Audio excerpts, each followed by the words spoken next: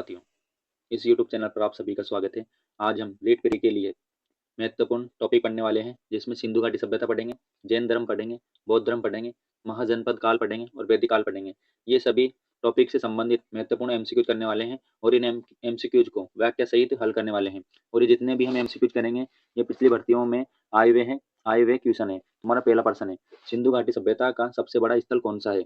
सिंधु घाटी सभ्यता का सबसे बड़ा स्थल कौन सा है? तो इसका सही आंसर होगा धोलावीरा। धोलावीरा सिंधु घाटी सभ्यता का सबसे बड़ा स्थल है। धोलावीरा जो गुजरात में स्थित है, सिंधु घाटी सभ्यता का सबसे बड़ा स्थल है, जो आधुनिक भारत में स्थित है। स्थित है। इसका क्षेत्रफल लगभग 1000 हेक्टेयर था और इसे जल संरक्षण प्रणाली विकसित थी। यानी इसमें जल संरक्षण प्रणाली विकसित थी। धोलावीरा में जल संरक्षण प्रणाली विकसित थी। सिंधु घाटी सभ्यता की खोज किसने की थी? सिंधु घाटी सभ्यता की खोज किसने की थी? Dayaram Sahni, RD. Banerjee, John Marshall या मोर्टिमर व्हीलर? तो इसका सही आंसर होगा दयाराम साहनी। दयाराम साहनी ने सिंधु घाटी सभ्यता की खोज की थी। 1921 में दयाराम साहनी ने हड़प्पा की खोज की थी, जबकि 1922 में आर.डी. बनर्जी ने मोहनजोदड़ो की खोज की थी। दयाराम साहनी ने तो 1921 में हड़प्पा सभ्यता खोज की थी, जबकि 1922 में आर.डी. बनर्जी ने मोहनजोदड़ो की खोज की थी। सिंधु घाटी सभ्यता को किस काल का माना जाता है? सिंधु घाटी सभ्यता को किस काल का माना जाता है? पाषाण युग, ताम्र पाषाण युग, कांस्य युग, ये लौह युग? तो इसका सही आंसर होगा कांस्य युग। सिंधु घाटी सभ्यता को कांस्य युग का माना जाता है। सिंधु घाटी सभ्यता कांस्य युग की एक उन्नत सभ्यता थी, जहां लोग मुख्यतः तांबा और कांस्य के औजार का प्रयोग करते थे। सिंधु घाटी सभ्यता की लिपि किस प्रकार की थी?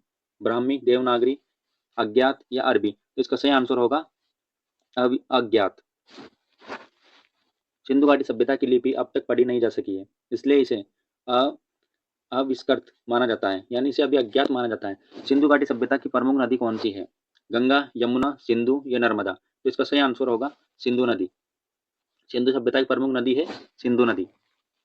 इस सभ्यता का नाम सिंधु घाटी इस कारण पड़ा क्योंकि इसके प्रमुख नगर सिंधु नदी और उसकी सहायक नदियों के किनारे बसे थे। हड़प्पा सभ्यता के लोग किस अनाज का उत्पादन नहीं करते हैं? हड़प्पा सभ्यता के लोग किस अनाज का उत्पादन नहीं करते हैं? चावल, जौ, गेहूं या बाजरा? तो इसका सही आंसर होगा बाजरा। हड़प्पा सभ्यता के लोग बाजरे का उत्पादन नहीं करते हैं, जबकि वो चावल, जौ और गेहूं का उत्पादन करते हैं। हड़प्पा सभ्यता में मुख्यतः गेहूं और जौ की खेती होती थी, लेकिन बाजरा का कोई प्रमाण नहीं मिला है। मोहनजोदड़ो का अर्थ क्या है? मोहनजोदड़ो का अर्थ क्या है? तो इसका सही आंसर होगा मृतकों का टीला। मोहनजोदड़ो का अर्थ है मृतकों का टीला। मोहनजोदड़ो का शाब्दिक अर्थ है मृतकों का टीला। वर्तमान में ये स्थल कहाँ स्थित है? वर्तमान में पाकिस्तान के सिंध प्रांत में स्थित है।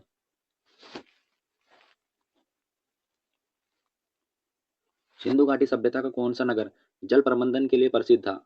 जल प्रबंधन के लिए प्रसिद्ध था, तो इसका सही आंसर है धोलावीरा। धोलावीरा जल संरक्षण के लिए प्रसिद्ध था, जो गुजरात में स्थित है। धोलावीरा जल संरक्षण और जल संचयन की प्रणाली के लिए उत्कृष्ट प्रमाण मिले हैं। लोथल किस लिए प्रसिद्ध था? बंदरगाह, दुर्ग निर्माण या मुद्रा अंकन या मूर्ति निर्माण? तो इसका सही आंसर होगा बंदरगाह। गुजरात में स्थित लोथल सिंधु सभ्यता का महत्वपूर्ण बंदरगाह या नगर था, जहां जहाजों के लिए गोदी बनाई जाती थी, यानी यार्ड बनाई जाती थी। हड़प्पा सभ्यता में प्रयुक्त प्रमुख धातु कौन सी थी? इसका सही आंसर होगा कांसा। हड़प्पा सभ्यता के लोग प्रयुक्त धातु थी कांसा और वो लोहे से अज्ञात थे। मतलब हड़प्पा सभ्यता के लोग लोहा को नहीं जानते थे। हड़प्पा सभ्यता कांस्य युग की सभ्यता थी, जहाँ तांबा और टीन को मिलाकर कांस्य बनाया जाता था। सिंधु घाटी सभ्यता में नृत्य करती बालिका की मूर्ति किस धातु से बनी हुई है? सिंधु घाटी सभ्यता में नृत्य करती बालिका की मूर्ति किस धातु से बनी हुई है? तो इसका सही आंसर होगा ऑप्शन ए कांसा। मोहनजोदड़ो से मिली नृत्य करती बालिका की मूर्ति कांस्य से बनी है, जो इस समय की धातु कला को दर्शाती है। सिंधु सभ्यता में कपास के उत्पादन का परिणाम कहाँ से मिला है? सिंधु सभ्यता के में कपास के उत्पादन का परिणाम कहाँ से मिला है? हड़प्पा, लोथल, मोहनजोदड़ो या कालीबंगा? इसका सही आंसर होगा मोहनजोदड़ो। मोहनजोदड़ो से कपास के साक्ष्य मिले हैं। सिंधु सभ्यता के लोग विश्व में सबसे पहले कपास का उत्पादन करने वाले थे। सिंधु सभ्यता के लोग किस जानवर की पूजा करते थे? सिंधु सभ्यता के लोग किस जानवर की पूजा करते थे? हाथी, बैल, शेर या भेड़िया? इसका सही आंसर होगा बैल। मोहरों पर नदी बेल की आकृति पाई गई है, जिससे पता चलता है कि सिंधु सभ्यता के लोग बेल की पूजा करते थे। सिंधु घाटी सभ्यता में अग्निवेदिक या हवन कुंड के प्रमाण प्रमाण कहाँ से मिले हैं? लोथल, मोहनजोदड़ो, हड़प्पा या कालीबंगा? इसका सही आंसर होगा कालीबंगा। राजस्थान के कालीबंगा से हवन कुंड और जले हुए अनाज के प्रमाण मिले हैं। जले हुए अनाज के प्रमाण कहाँ से मिले? कालीबंगा से। और वैदिक परंपरा से जुड़ते हैं। सिंधु घाटी सभ्यता के लोग किस मुद्रा का उपयोग करते थे? तांबे की मुद्राएं, चांदी की मुद्राएं, पत्थर की मुद्राएं या टेराकोटा की मुद्राएं? तो इसका सही आंसर होगा टेराकोटा की मुद्राएं। हड़प्पा सभ्यता में पत्थर और टेराकोटा की मुद्राओं का उपयोग व्यापार और प्रशासन के लिए किया जाता था। हड़प्पा सभ्यता का कौन सा नगर साबुन बनाने के लिए प्रसिद्ध था? मोहनजोदड़ो, चनुदड़ो, लोथल या कालीबंगा? तो इसका सही आंसर होगा चनुदड़ो। चनुदड़ो सिंधु घाटी सभ्यता का महत्वपूर्ण औद्योगिक केंद्र था, जहां से साबुन बनाने के प्रमाण मिले हैं। हड़प्पा सभ्यता के लोगों की मुख्य आर्थिक गतिविधि क्या थी? व्यापार, कृषि, पशुपालन या लघु उद्योग? तो इसका सही आंसर होगा कृषि। हड़प्पा सभ्यता में प्रमुख आर्थिक गतिविधि कृषि थी और सिंचाई के लिए वे नहरों और कुओं का उपयोग करते थे। यानी हड़प्पा सभ्यता के लोग सिंचाई के लिए नहरों और कुओं का उपयोग करते थे और वहां की प्रमुख आर्थिक गतिविधि थी कृषि। हड़प्पा सभ्यता के किस स्थल से सबसे अधिक मिट्टी की मूर्तियां मिली हैं? मोहनजोदड़ो से मिली है या हड़प्पा से, कालीबंगा से या बनवाली से? तो इसका सही आंसर होगा मोहनजोदड़ो। मोहनजोदड़ो से बड़ी संख्या में मिट्टी की मानव व पशु की आकृतियां मिली है, जो धार्मिक विश्वासों को दर्शाती है। सिंधु सभ्यता में महान स्नान घर कहाँ स्थित है? हड़प्पा में है, मोहनजोदड़ो में है, कालीबंगा में है या लोथल में? इसका सही आंसर है मोहनजोदड़ो। महान स्नान घर मोहनजोदड़ो में स्थित है और यह संभवतः धार्मिक अनुष्ठानों के लिए प्रयोग किया जाता था। सिंधु घाटी सभ्यता के दौरान लोग अपने घर बनाने के लिए कौन सी सामग्री का उपयोग करते थे? लकड़ी, कच्ची ईंटें, पक्की ईंटें या पत्थर? घर बनाने के लिए कौन सी सामग्री का उपयोग करते थे? तो वो करते थे पक्की ईंटों का। हड़प्पा सभ्यता के लोग पक्की हुई ईंटों का उपयोग अपने मकानों, सड़कों और नालियों के निर्माण में करते थे। सिंधु घाटी सभ्यता के लोग किस प्रकार का व्यापार करते थे? मुद्रा विनिमय प्रणाली, वस्तु विनिमय प्रणाली, इलेक्ट्रॉनिक भुगतान, चांदी और सोने की मुद्राओं का उपयोग? तो इसका सही आंसर होगा वस्तु विनिमय प्रणाली। हड़प्पा सभ्यता के लोग वस्तु विनिमय प्रणाली के माध्यम से व्यापार करते थे। सिंधु घाटी सभ्यता के लोग किस देवता की पूजा करते हैं? विष्णु, शिव, ब्रह्मा या इंद्र? तो इसका सही आंसर होगा शिव, पशुपति।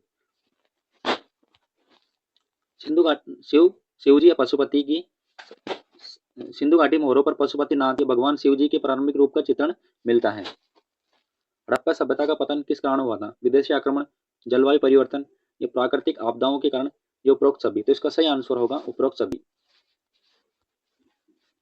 हड़प्पा सभ्यता के पतन के पीछे आर्यों का आक्रमण माना जाता है, जलवायु परिवर्तन को भी माना जाता है, बाढ़, भूकंप आदि अनेक कारण माने जाते हैं, जिस कारण हड़प्पा सभ्यता का पतन हुआ था। सिंधु घाटी सभ्यता के दौरान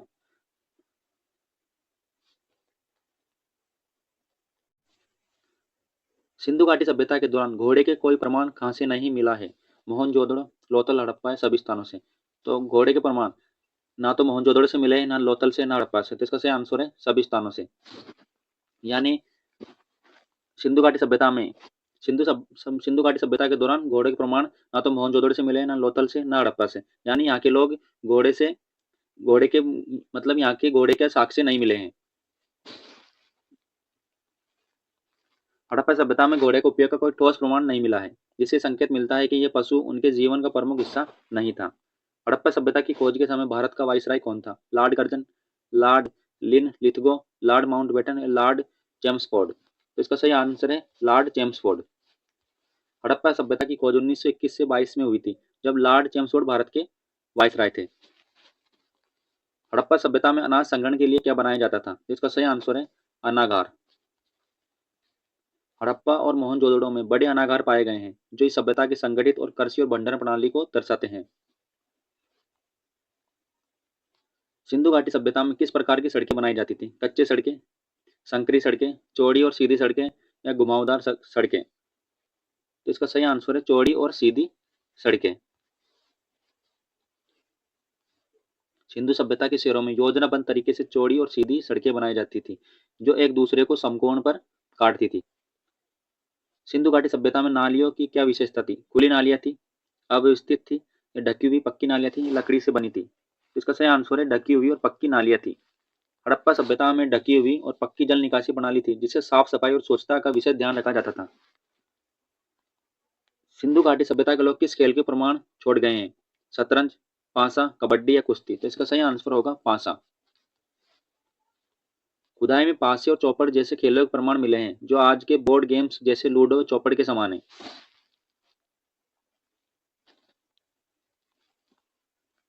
सिंधु घाटी सभ्यता की लोग किस धातु से परिचित नहीं थे? तो इसका सही आंसर होगा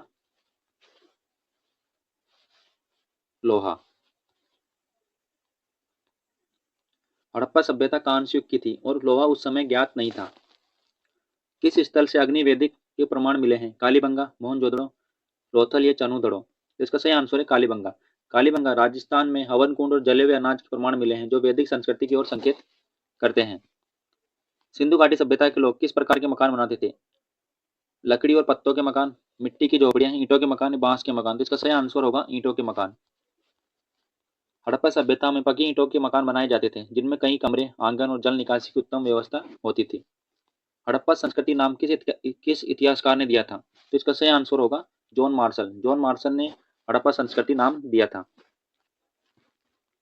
जॉन मार्शल ने सिंधु घाटी सभ्यता को हड़प्पा संस्कृति नाम दिया था और इसके व्यवस्थित अध्ययन की शुरुआत की थी। सिंधु घाटी सभ्यता के लोगों का प्रमुख व्यापारिक साथी कौन था? मिस्र, चीन, मेसोपोटामिया या रोम? तो इसका सही आंसर होगा मेसोपोटामिया। हड़प्पा सभ्यता के लोग मुख्यतः सुमेर या मेसोपोटामिया के साथ व्यापार करते थे, जहां से मिले सिलेंडर मोहरे इसका प्रमाण है। सिंधु घाटी सभ्यता में पशुपतिनाथ की मूर्ति किस स्थान से मिली है? पशुपतिनाथ की मूर्ति किस स्थान से मिली है? मोहनजोदड़ो से, हड़प्पा से, कालीबंगा से, लोथल से? इसका सही आंसर होगा मोहनजोदड़ो से। मोहनजोदड़ो से 3 मुख वाले योगी या पशुपतिनाथ की मूर्ति या मोहर मिली है, जिसे शिव पूजा की प्राचीनता का पता चलता है। सिंधु घाटी सभ्यता में घरों में जल निकासी के लिए कौन सी प्रणाली अपनाई गई थी? सिंधु घाटी सभ्यता में घरों में जल निकासी के लिए कौन सी प्रणाली अपनाई गई थी? इसका सही आंसर है नालियां बनाई गई थी। हड़प्पा सभ्यता में संगठित ढकी हुई नालियां थी, जिससे जल निकासी की उत्तम व्यवस्था बनी रहती थी। हड़प्पा सभ्यता के नगरों की योजना कैसी थी? अनियोजित, वर्ताकार, वर्गाकार, ग्रिड प्रणाली या तिरछी तिरछी गलियां? तो इसका सही आंसर है वर्गाकार और ग्रिड प्रणाली। हड़प्पा सभ्यता के नगर ग्रिड प्रणाली पर आधारित थे, जिसमें सड़कें एक दूसरे को 90 डिग्री पर काटती थी। हड़प्पा सभ्यता के लोगों की मुख्य आजीविका क्या थी? तो इसका सही आंसर होगा कृषि। हड़प्पा सभ्यता के लोगों के मुख्यतः किसान थे, जो गेहूं और जौ की कपास की खेती करते थे और कपास के साक्ष्य मिले थे मोहनजोदड़ो से। वैदिक काल। वैदिक काल को कितनों भागों में विभाजित किया गया है? तो वैदिक काल को विभाजित किया गया है 2 भागों में। तो वैदिक काल को कितने भागों में विभाजित किया गया है? तो वैदिक काल को विभाजित किया गया है 2 भागों में। वैदिक काल को 2 भागों में विभाजित किया गया है। ऋग्वैदिक काल। ऋग्वैदिक काल इस 1500 से 1000 ईसा पूर्व और उत्तर वैदिक काल जो 1000 से 600 ईसा पूर्व। ऋग्वेद की भाषा क्या थी? तो ऋग्वेद की भाषा थी संस्कृत। ऋग्वेद में संस्कृत में लिखा गया सबसे प्राचीन ग्रंथ है, जो वैदिक संस्कृत का उपयोग करता है। पुरुष सूक्त किस वेद में मिलता है? पुरुष सूक्त किस वेद में मिलता है? तो इसका सही आंसर होगा ऋग्वेद में। ऋग्वेद में पुरुष सूक्त मिलता है। ऋग्वेद के 10वें मंडल में वर्णित पुरुष सूक्त में 4 वर्ण है। 4 वर्णों ब्राह्मण, क्षत्रिय, वैश्य, शूद्र का वर्णन किया गया है। ऋग्वेद कौन से मंडल में किया गया है? 10वें मंडल में। उत्तर वैदिक काल में राजा किसे कहते थे? उत्तर वैदिक काल में राजा राजन को कहते थे। वैदिक काल में राजा को राजन कहा जाता था, जो बाद में उत्तर वैदिक काल में सम्राट कहलाने लगा। उत्तर वैदिक काल में राजा को क्या कहते थे? सम्राट। और वैदिक काल में राजन। वैदिक समाज में गृहपति कौन होता है? राजा, पुजारी, परिवार का मुखिया, सेनापति? तो इसका सही आंसर होगा परिवार का मुखिया को गृहपति कहा जाता था। वैदिक समाज में गृहपति परिवार का मुखिया होता है, जो परिवार के आर्थिक और सामाजिक कार्यों का संचालन करता है। वैदिक काल में सभाओं और समितियों का कार्य क्या होता है? धार्मिक अनुष्ठान करना, शासन में राजा की सहायता करना, युद्ध लड़ना या व्यापार करना? तो इसका सही आंसर होगा शासन में राजा की सहायता करना। वैदिक काल में सभा और समिति 2 महत्वपूर्ण संस्थाएं थी, जो राजा को प्रशासन में सहायता करती थी। वैदिक काल में किस पशु को सर्वाधिक महत्व दिया गया? तो वैदिक काल में गाय को सर्वाधिक महत्व दिया गया था। वैदिक काल में गाय को पवित्र माना जाता था और उसे धन संपत्ति का प्रतीक माना जाता था। गायत्री गायत्री मंत्र किस वेद में है? तो गायत्री मंत्र है ऋग्वेद में। गायत्री मंत्र ऋग्वेद के तीसरे मंडल में वर्णित है और इसे महर्षि विश्वामित्र ने रचा था। गायत्री मंत्र ऋग्वेद के तीसरे मंडल में है और गायत्री मंत्र किसने लिखा था? महर्षि विश्वामित्र ने। वैदिक युग में प्रमुख आर्थिक गतिविधि क्या थी? वैदिक युग में प्रमुख आर्थिक गतिविधि थी कृषि। वैदिक काल में कृषि मुख्य आर्थिक गतिविधि थी जिसमें गेहूं, जौ और चावल की खेती की जाती थी।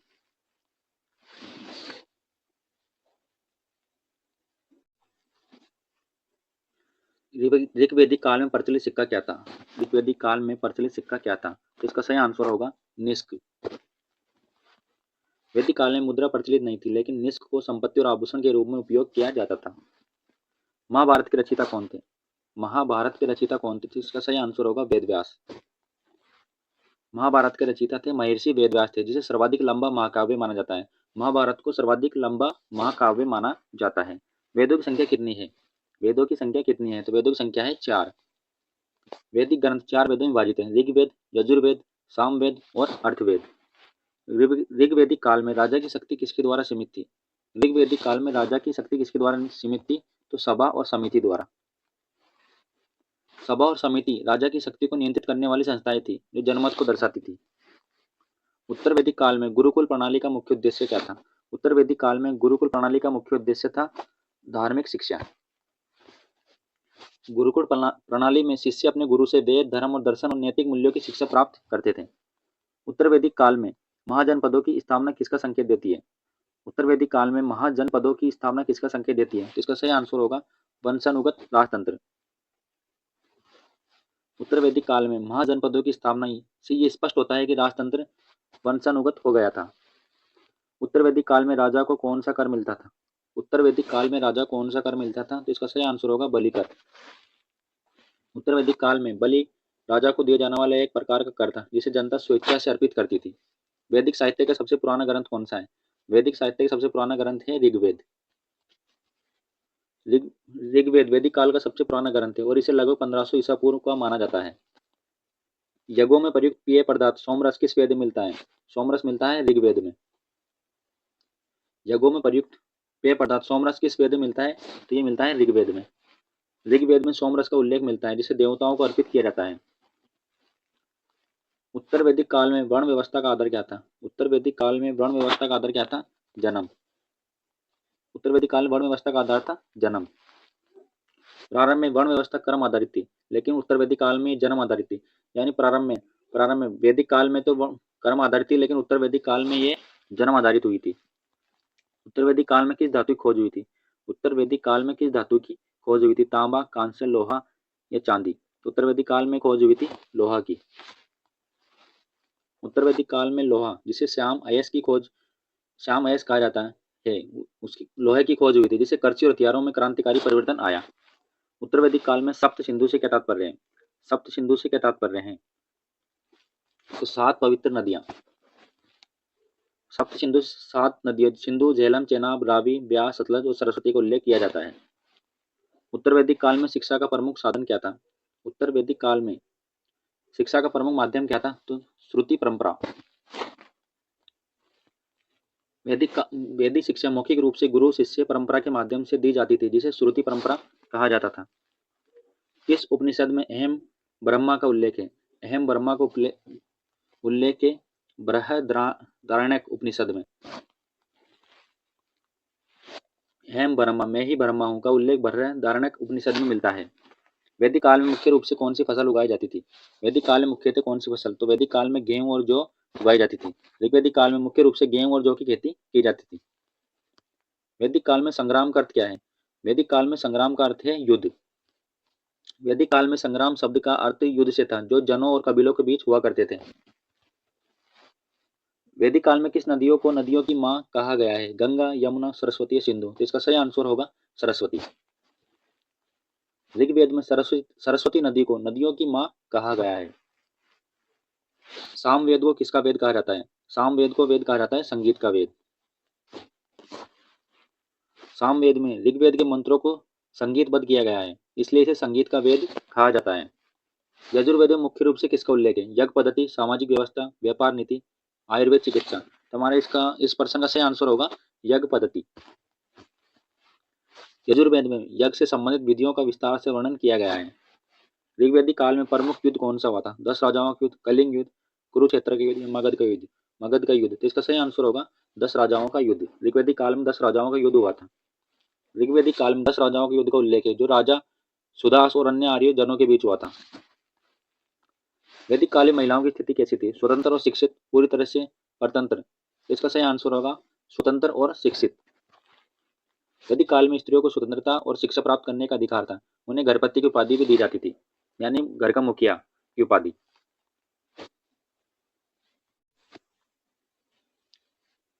जैन धर्म के संस्थापक कौन माने जाते हैं? महावीर स्वामी, बुद्ध, पार्श्वनाथ, ऋषभदेव। तो इसका सही आंसर होगा महावीर स्वामी को जैन धर्म के संस्थापक माने जाते हैं। जैन धर्म की मूल स्थापना भगवान ऋषभदेव ने की थी, लेकिन इसे व्यवस्थित रूप से प्रचारित करने वाले अंतिम तीर्थकर महावीर स्वामी हुए थे, जो 24वें तीर्थकर थे। महावीर स्वामी के पहले तीर्थकर कौन थे? महावीर स्वामी के पहले तीर्थकर कौन थे? तो इसका सही आंसर होगा ऋषभदेव। ऋषभदेव को प्रथम तीर्थकर माना जाता है और उन्हें आदिनाथ भी कहा जाता है। ऋषभदेव को क्या कहा जाता है? आदिनाथ भी कहा जाता है। महावीर स्वामी ने कितने वर्षों तक तपस्या की थी? तो महावीर स्वामी ने 12 वर्षों तक तपस्या की थी। महावीर स्वामी ने 12 वर्षों तक कठिन तपस्या की और अंततः कैवल्य ज्ञान प्राप्त किया। महावीर स्वामी को ज्ञान प्राप्ति कहाँ हुई थी? तो महावीर स्वामी को ज्ञान प्राप्ति हुई थी जंबिका ग्राम में। जैन धर्म के अनुसार निर्वाण क्या अर्थ है? जैन धर्म के अनुसार निर्वाण का अर्थ है मोक्ष। जैन धर्म में कितने तीर्थकर हुए हैं? तो जैन धर्म में 24 तीर्थकर हुए हैं। जैन धर्म के अनुसार कौन सा तत्व कर्मों का भंडार माना जाता है? इसका सही आंसर है कर्म। महावीर स्वामी के माता पिता के क्या नाम था? तो महावीर स्वामी के माता पिता का नाम था सिद्धांत और त्रिशला। महावीर स्वामी की मृत्यु कहाँ हुई थी? तो महावीर स्वामी की मृत्यु हुई थी पावापुरी में। तीर्थकर कौन होते हैं? धर्म का मार्ग दिखाने वाले। धर्म का मार्ग दिखाने वालों को तीर्थकर कहा जाता है। जैन धर्म के 5 महाव्रत कौन कौन है? तो जैन धर्म के 5 महाव्रत है अहिंसा है, सत्य, असत्य, अहिंसा, सत्य, असत्य, ब्रह्मचार्य और अपरिग्रह। अहिंसा, सत्य, असत्य, ब्रह्मचार्य और अपरिग्रह। अहिंसा का क्या अर्थ है? किसी भी प्राणी को हानि न पहुंचाना। इसका सही आंसर होगा किसी भी प्राणी को हानि न पहुंचाना। अनेकांतवाद का क्या अर्थ है? सत्य के अनेक पहलू होते हैं। अनेकांतवाद का अर्थ है सत्य के अनेक पहलू होते हैं। शादवाद क्या है? किसी भी वस्तु को अलग दृष्टिकोण से देखने की प्रणाली को शादवाद कहते हैं। कैवल्य ज्ञान का क्या अर्थ है? पूर्ण ज्ञान प्राप्त करना। कैवल्य ज्ञान का अर्थ है पूर्ण ज्ञान प्राप्त करना, जो महावीर स्वामी ने किया था। महावीर स्वामी को कैवल्य ज्ञान प्राप्त हुआ था, उसे ही पूर्ण ज्ञान प्राप्त करना कहते हैं। जैन धर्म में मोक्ष कैसे प्राप्त होता है? कर्मों का क्षय करके। जैन धर्म में मोक्ष प्राप्त होता है कर्मों का क्षय करके। त्रिरत्न क्या है? तो सम्यक दर्शन, सम्यक ज्ञान और सम्यक चरित्र को त्रिरत्न कहा जाता है। सम्यक दर्शन, सम्यक ज्ञान और सम्यक चरित्र को त्रिरत्न कहा जाता है। धर्म ध्यान का क्या उद्देश्य है? आत्मा की शुद्धि करना। धर्म ध्यान का उद्देश्य है आत्मा की शुद्धि। जैन धर्म के मुख्य संप्रदाय कौन कौन से हैं? तो जैन धर्म के मुख्य संप्रदाय श्वेतांबर और दिगंबर। जैन धर्म के प्रमुख ग्रंथ कौन से हैं? तो जैन धर्म का प्रमुख ग्रंथ है आगम ग्रंथ। श्वेतांबर जैन ग्रंथों कहते हैं आगम ग्रंथ। दिगंबर संप्रदाय के अनुसार जैन ग्रंथों के क्या कहते हैं? तो दिगंबर के अनुसार कहते हैं सिद्धांत ग्रंथ। श्वेतांबर जैन ग्रंथों कहते हैं आगम ग्रंथ और दिगंबर संप्रदाय जैन ग्रंथों कहते हैं सिद्धांत ग्रंथ। जैन ग्रंथों की भाषा कौन सी होती है? तो जैन ग्रंथों की भाषा होती है प्राकृत। कल्प सूत्र में क्या वर्णित है? तो कल्प सूत्र में वर्णित है महावीर स्वामी जी का जीवन। कल्प सूत्र में वर्णित है महावीर स्वामी जी का जीवन। समय सार ग्रंथ के लेखक कौन है? समय सार ग्रंथ के लेखक है आचार्य कुदकुंद।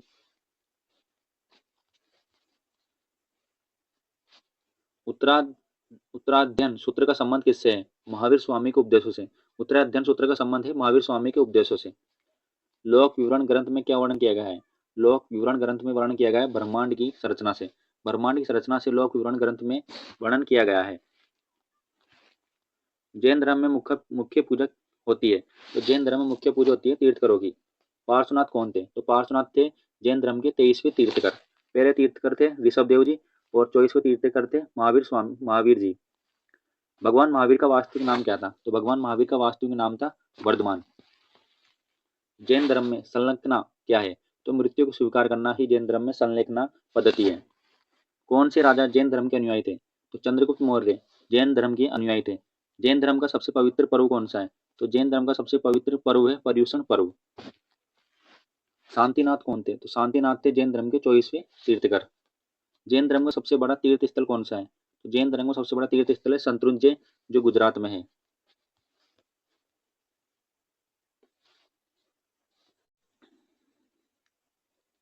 बौद्ध धर्म के संस्थापक कौन थे? महावीर, स्वामी बुद्ध, अशोक या कपिल? तो इसका सही आंसर होगा बौद्ध धर्म के संस्थापक थे बुद्ध। गौतम बुद्ध ने 6ठी शताब्दी ईसा पूर्व में बौद्ध धर्म की स्थापना की थी। गौतम बुद्ध का जन्म कहाँ हुआ था? कुशीनगर, सारनाथ, लुम्बिनी या वैशाली? तो गौतम बुद्ध का जन्म हुआ था लुम्बिनी में। गौतम बुद्ध का जन्म 563 ईसा पूर्व में नेपाल के लुम्बिनी में हुआ था।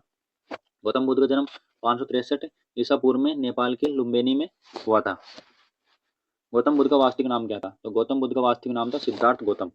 गौतम बुद्ध के पिता का नाम क्या था? तो गौतम बुद्ध के पिता का नाम था शुद्धोधन।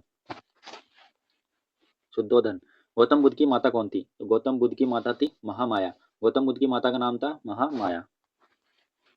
बुद्ध ने अपना पहला उपदेश कहाँ दिया? बुद्ध ने अपना पहला उपदेश दिया था सारनाथ में। इसे ही धर्म चक्र परिवर्तन कहा जाता है। बुद्ध ने अपना पहला उपदेश दिया था सारनाथ में। इसे ही धर्म चक्र परिवर्तन कहा जाता है। गौतम बुद्ध ने कितने वर्षों तक तपस्या की? तो गौतम बुद्ध ने 6 वर्षों तक तपस्या की थी। बुद्ध को ज्ञान प्राप्ति कहाँ हुई थी? तो बुद्ध को ज्ञान प्राप्ति हुई थी बोध गया में। गौतम बुद्ध ने ज्ञान प्राप्ति के बाद पहला उपदेश किनको दिया था?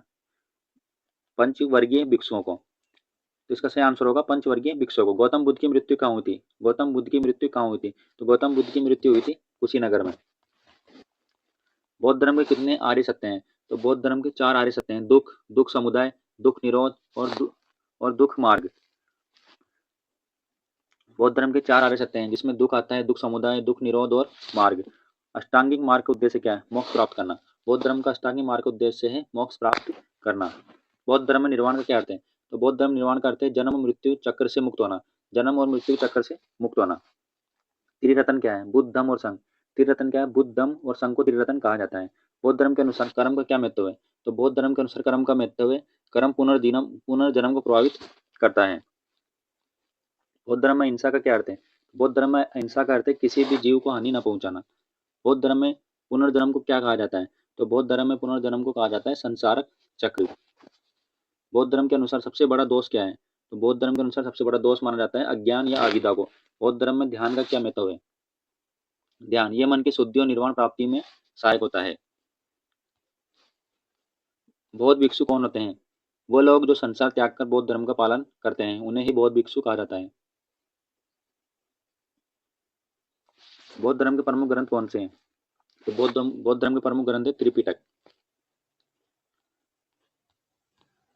त्रिपिटक के 3 भाग कौन से हैं? त्रिपिटक के 3 भाग है विनय पिटक, सूत्र पिटक और अभिधम पिटक। बौद्ध धर्म की प्राचीन भाषा कौन सी थी? तो बौद्ध धर्म की प्राचीन भाषा थी पाली और संस्कृत। धम्मपद क्या है? धम्मपद क्या है? तो धम्मपद बौद्ध धर्म का प्रमुख ग्रंथ है। धम्मपद बौद्ध धर्म का प्रमुख ग्रंथ है। जातक कथाएं किससे संबंधित है? तो बुद्ध के पूर्व जन्मों की कहानी। जातक कथाएं बुद्ध के पूर्व जन्मों कहानियों को जातक कथाएं। मिलिंद पन्नो किससे संबंधित ग्रंथ है? राजा मिलिंद और बौद्ध भिक्षु नागासेन के बीच संवाद। राजा मिलिंद पन्नो राजा मिलिंद और बौद्ध भिक्षु नागासेन के बीच के संवाद को मिलिंद पन्नो ग्रंथ में बताया गया है। बौद्ध धर्म में कौन सा ग्रंथ नैतिकता पर आधारित है? तो विनय पिटक। बौद्ध धर्म का विनय पिटक ग्रंथ नैतिकता पर आधारित है। बौद्ध धर्म में त्रिपिटक का क्या अर्थ है? बौद्ध धर्म में त्रिपिटक का अर्थ है तीनों ग्रंथों का संग्रह। त्रिपिटक का अर्थ है तीनों ग्रंथों का संग्रह। सूत्र पिटक में क्या बताया गया है? तो सूत्र पिटक में बुद्ध के उपदेश दिए गए हैं। महायान बौद्ध ग्रंथ कौन सा है? तो महायान बौद्ध ग्रंथ है ललित विस्तार। कौन से राजा ने बौद्ध धर्म को अपनाया था? तो अशोक ने बौद्ध धर्म को अपनाया था। अशोक ने कहाँ बौद्ध धर्म का प्रचार किया? तो अशोक ने श्रीलंका, बर्मा और चीन में बौद्ध धर्म का प्रचार किया था। अशोक ने श्रीलंका, बर्मा और चीन में बौद्ध धर्म का प्रचार किया था। महायान और हीनयान क्या है? महायान और हीनयान बौद्ध धर्म के दो प्रमुख संप्रदाय हैं। महायान बौद्ध धर्म में बुद्ध को क्या माना जाता है? तो महायान बौद्ध धर्म में बुद्ध को ईश्वर तुल्य माना जाता है। अजंता और एलोरा गुफाएं किस धर्म संबंधित है? तो अजंता और एलोरा गुफाएं बौद्ध धर्म से संबंधित है। बौद्ध धर्म का सबसे बड़ा त्योहार कौन सा है? तो बौद्ध धर्म का सबसे बड़ा त्योहार है बुद्ध पूर्णिमा। धर्म चक्र परिवर्तन किस दिवस को मनाया जाता है? तो धर्म चक्र परिवर्तन बौद्ध धर्म में आषाढ़ पूर्णिमा को मनाया जाता है। बौद्ध धर्म के अनुसार सबसे बड़ा गुण क्या होता है? तो बौद्ध धर्म के अनुसार सबसे बड़ा गुण होता है करुणा और अहिंसा। बौद्ध धर्म के अनुसार सबसे बड़ा गुण होता है करुणा और अहिंसा। बौद्ध संघ की स्थापना कब हुई? बौद्ध संघ की स्थापना हुई थी बुद्ध के जीवन काल में। बौद्ध संघ की स्थापना हुई थी बुद्ध के जीवन काल में। बौद्ध धर्म का प्रतीक चिन्ह क्या है? बौद्ध धर्म का प्रतीक चिन्ह है धर्म चक्र।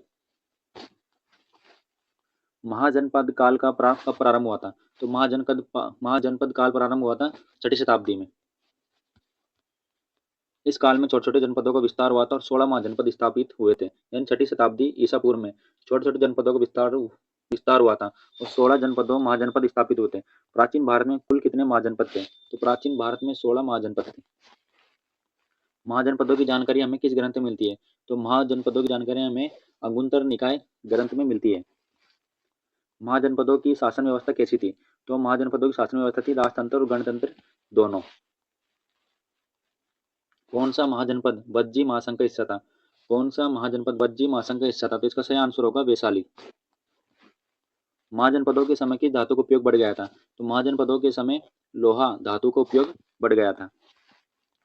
निम्नलिखित में से कौन सा महाजनपद सबसे शक्तिशाली बनकर उभरा? निम्नलिखित में से कौन सा महाजनपद सबसे शक्तिशाली बनकर उभरा था? तो इसका सही आंसर होगा मगध। महाजनपद काल में किस प्रकार की मुद्राएं प्रचलित थी? महाजनपद काल में किस प्रकार की मुद्राएं प्रचलित थी? तो इसका सही आंसर है पंचमार्क मुद्राएं। कौन सा महाजनपद आधुनिक बिहार और झारखंड में स्थित है? कौन सा महाजनपद आधुनिक बिहार और झारखंड में स्थित है? तो इसका सही आंसर होगा मगध। महाजनपदों के राजा इसका प्रयोग अपने प्रभाव को बढ़ाने के लिए करते थे। केवल धर्म और सैन्य शक्ति दोनों। तो इसका सही आंसर है धर्म और सैन्य शक्ति दोनों का प्रयोग राजा अपने प्रभाव को बढ़ाने के लिए करते थे। मगध महाजनपद की राजधानी क्या थी? तो मगध महाजनपद की राजधानी थी राजगढ़, बाद में पाटलिपुत्र हुई। मगध महाजनपद की राजधानी थी राजगढ़ और बाद में पाटलिपुत्र हुई। कौशल महाजनपद की राजधानी क्या थी? कौशल महाजनपद की राजधानी थी श्रावस्ती। मगध महाजनपद की राजधानी थी राजगढ़, फिर बाद में पाटलिपुत्र हुई। कौशल महाजनपद की राजधानी थी श्रावस्ती। अंग महाजनपद की राजधानी थी चंपा। अंग महाजनपद की राजधानी क्या थी? चंपा। वत्स महाजनपद की राजधानी क्या थी? तो वत्स महाजनपद की राजधानी थी कौशाम्बी। कुरु महाजनपद की राजधानी थी इंद्रप्रस्थ। गंधार महाजनपद की राजधानी क्या थी? तो गंधार महाजनपद की राजधानी थी तक्षशिला। कौन सा महाजनपद आधुनिक पंजाब में स्थित है? कौन सा महाजनपद आधुनिक पंजाब में स्थित है? इसका सही आंसर होगा गंधार। कौन सा महाजनपद बौद्ध और जैन धर्म के लिए प्रसिद्ध था? तो मगध और वैशाली। बौद्ध और जैन धर्म के लिए प्रसिद्ध था। बौद्ध धर्म के लिए मगध प्रसिद्ध था और जैन धर्म के लिए वैशाली। शाक्य महाजनपद किस प्रसिद्ध व्यक्ति से संबंधित है? तो शाक्य महाजनपद गौतम बुद्ध से संबंधित है। कौन सा महाजनपद अपने कपड़ा उद्योग के लिए प्रसिद्ध था? तो अंग महाजनपद अपने कपड़ा उद्योग के लिए प्रसिद्ध था। मगध को सबसे पहले किसने शक्तिशाली बनाया? तो मगध को सबसे पहले शक्तिशाली बनाया था बिंबिसार ने। बिंबिसार किस वंश से? बिंबिसार थे हर्यक वंश। बिंबिसार थे हर्यक वंश जिन्होंने मगध को शक्तिशाली बनाया था। बिंबिसार की राजधानी क्या थी? तो बिंबिसार की राजधानी थी राजगढ़। बिंबिसार के पुत्र का क्या नाम था? तो बिंबिसार के पुत्र का नाम था अजातशत्रु। अजातशत्रु ने किस महाजनपद पर विजय प्राप्त की थी? तो अजातशत्रु ने विजय प्राप्त की थी कौशल महाजनपद पर। अजातशत्रु ने कौन सा किला बनवाया था? तो अजातशत्रु ने बनवाया था पाटलिपुत्र किला। मगध के प्रसिद्ध शासक शिशुनाग ने कौन से महाजनपद को हराया? मगध के प्रसिद्ध शासक शिशुनाग ने कौन से महाजनपद को हराया था? तो इसका सही आंसर होगा अवंती। मगध के प्रसिद्ध शासक थे शिशुनाग, उन्होंने महाजनपद के अवंती महाजनपद को हराया था। मगध में नंद वंश की स्थापना किसने की थी? तो नंद वंश की स्थापना की थी महापद्म नंद ने। महापद्म नंद। मगध में सबसे बड़ा शासक कौन माना जाता है? तो मगध में सबसे बड़ा शासक को माना जाता है चंद्रगुप्त मौर्य को। अशोक किस वंश से थे? तो अशोक थे मौर्य वंश से। महाजनपद काल में कौन सा नया कृषि उपकरण प्रचलन में था? तो महाजनपद काल में कौन सा नया कृषि उपकरण प्रचलन में आया? तो ये आया था हल। महाजनपद काल में प्रमुख व्यापारिक मार्ग कौन सा था? प्रमुख व्यापारिक मार्ग कौन सा था? तो ये था उत्तर पथ। इस काल में प्रमुख धर्म कौन कौन से थे? तो महाजनपद काल में ब्राह्मण धर्म, बौद्ध धर्म और जैन धर्म प्रमुख थे। अजातशत्रु ने कितने वर्षों तक शासन किया? तो अजातशत्रु ने शासन किया था 32 वर्षों तक। बौद्ध धर्म में सबसे अधिक समर्थन किस महाजनपद से मिला है? तो इसका सही आंसर होगा मगध। गंधार महाजनपद का क्या महत्व था? यह भारत और पश्चिमी एशिया के बीच व्यापार केंद्र था। ये भारत और पश्चिमी एशिया के बीच व्यापार केंद्र था गंधार महाजनपद। महाजनपद काल के दौरान सबसे अधिक शहरीकरण किस क्षेत्र में हुआ था? तो इसका सही आंसर होगा गंगा घाटी में शहरीकरण सबसे अधिक हुआ था। प्राचीन भारतीय इतिहास में पहला गणराज्य कौन सा था? तो प्राचीन भारतीय इतिहास में पहला गणराज्य था वैशाली, जिसे वज्जी कहा जाता था। कौन सा महाजनपद समुद्र तट के पास स्थित है? तो इसका सही आंसर है कोंकण और अस्मक, समुद्र तट के पास स्थित है।